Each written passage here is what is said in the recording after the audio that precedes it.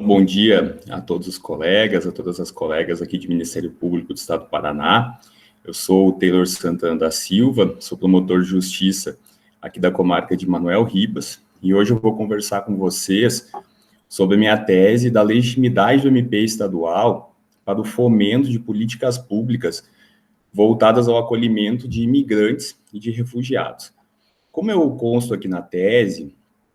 esse estudo, o presente estudo, tem por objetivo destacar providências que foram adotadas pelo MP estadual, pelo MP do Estado do Paraná, em situações, em casos práticos, que foram vivenciados tanto na comarca de Goiôerê, quanto na comarca de Nova Aurora. Então, aqui, eu já destaco para vocês desde o começo que a ideia é discutir essa tese num caráter mais prático, num caráter mais empírico, do que em caráter doutrinário, do que em caráter teórico, tá certo? Então, eu narro aqui para vocês dois casos completamente diferentes e, ao mesmo tempo, com pontos de interlocução, com pontos de contato um com o outro. Então, aqui, nós podemos verificar duas situações particulares. A primeira delas, no município de Goiôerê, a Promotoria de Justiça, a equipe por mim coordenada na época, pôde trabalhar com uma situação desde o começo, ou seja, desde a chegada de imigrantes venezuelanos em território nacional, que vieram para ser acolhidos no município de Goiôerê, foi possível que nós fizéssemos todo um acompanhamento dessa situação e uma estruturação de todos os serviços a serem desenvolvidos, a serem prestados àqueles cidadãos que em território nacional se encontravam. Então, foi possível, como eu narro no arquivo que está em anexo para vocês, foi possível a criação, a estruturação de uma rede de proteção a essas pessoas, a esses imigrantes, e o desenvolvimento de serviços, de atividades, desde relacionados à saúde, à educação, à moradia, à alimentação, promovendo uma qualidade de vida, uma vida digna para eles em território nacional. Por outro lado, pessoal, o trabalho que foi desempenhado no município de Cafelândia já foi um pouco diferente. Em vez de acompanhar o processo, o acolhimento deles, desde a chegada aqui em território nacional, como ocorreu no município de Goiôerê, em Cafelândia se pegou uma estrutura já desenvolvida. Já fazia mais de 5 anos que haviam haitianos no município de Cafelândia, pertencente à comarca de Nova Aurora, e nós podemos, na Promotoria de Justiça de Nova Aurora, também numa equipe por mim coordenada, desenvolver algumas atividades com pessoas que já se encontravam em território nacional. Claro que o que se pode verificar? Quando se acolhe alguém desde a chegada, não tem nenhum serviço. Não tem nada estruturado para receber essas pessoas. Então, é possível que se faça desde o começo, que se faça tudo de um modo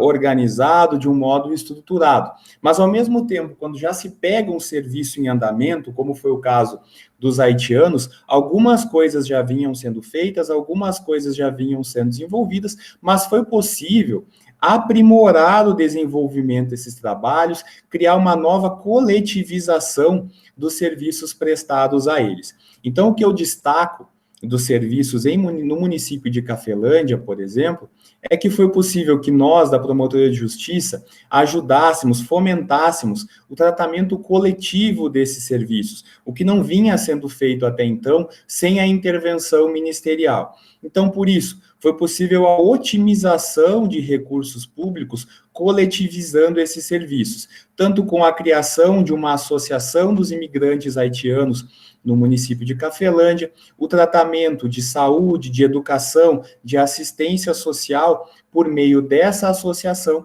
também se criando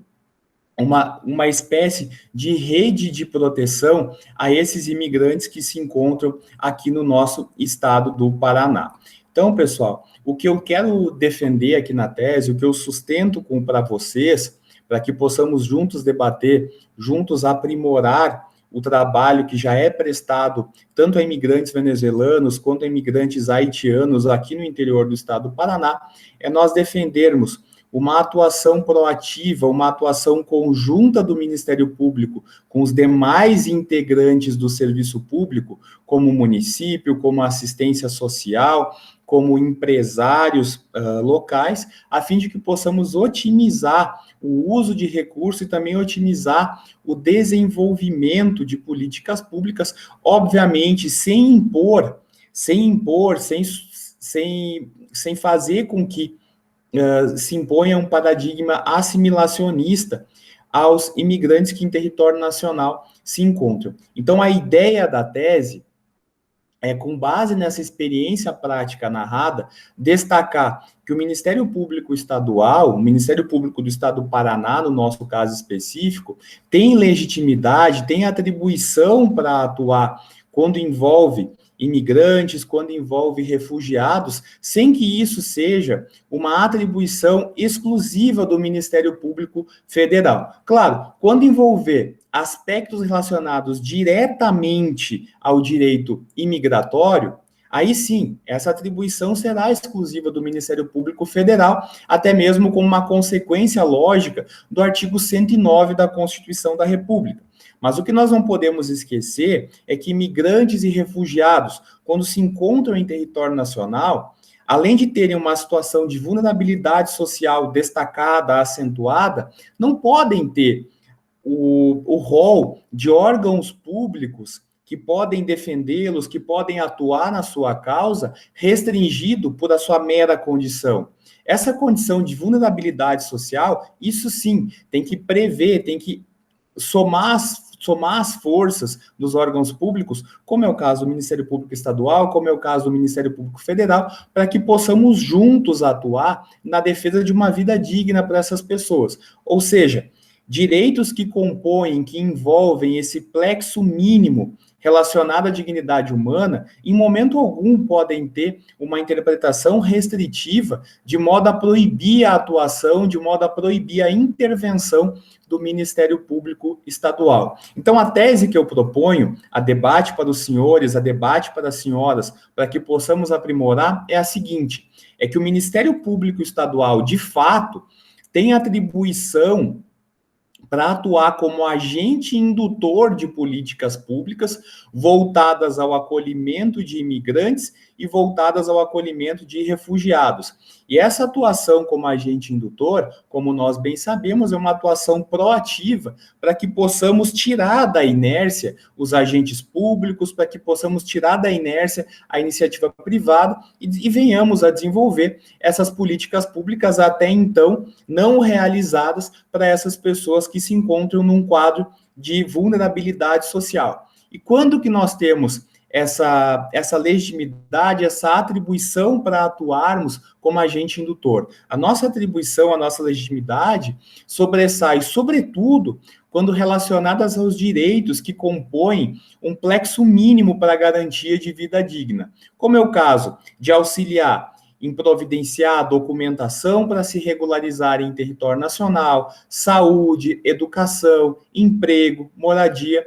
entre outros. E aqui o destaque que eu faço é que nós podemos atuar, podemos fomentar essa atuação proativa dos poderes públicos estaduais e municipais, bem como de particulares. Então, esse fomento à atividade dos órgãos públicos federais ficaria restringido à atuação, à intervenção dos colegas procuradores da República, dos membros do Ministério Público Federal, aí sim como uma forma de não haver intromissão indevida do membro do Ministério Público Estadual em eventuais atribuições dos colegas do Ministério Público Federal. Tá certo, colega? Então, eu fico à disposição de todos e de todas para que possamos debater, para que possamos construir uma atuação proativa, uma intervenção ministerial cada vez mais voltada à tutela dos direitos, das garantias fundamentais de pessoas vulneráveis que se encontram em território nacional. E aqui eu deixo para vocês uma reflexão trazida pelo Bauman, no sentido de que nós não devemos, quando atuamos na intervenção das políticas públicas, é sempre o principal que nós venhamos a construir pontes em vez de construir muros. Então, aqui, nós, Ministério Público, temos que ser um agente de intervenção, um agente de atuação proativa, não no sentido de construir muros, de construir barreiras, mas sim de construir as pontes que são necessárias para fazer a intervenção, a interlocução entre os atores que são interessados, que são vocacionados à promoção desses direitos, dessas garantias fundamentais das pessoas necessitadas, seja qual for a sua origem, seja qual for a sua raça, seja qual for o seu credo. Então, pensemos nisso, encerramos com Bauman, em vez de construir muros, devemos construir pontes, tá bom? Muito obrigado a todos e a todas, fico à disposição para maiores reflexões, para o aperfeiçoamento da nossa tese e também da nossa intervenção em favor das pessoas mais necessitadas. Muito obrigado, fico à disposição.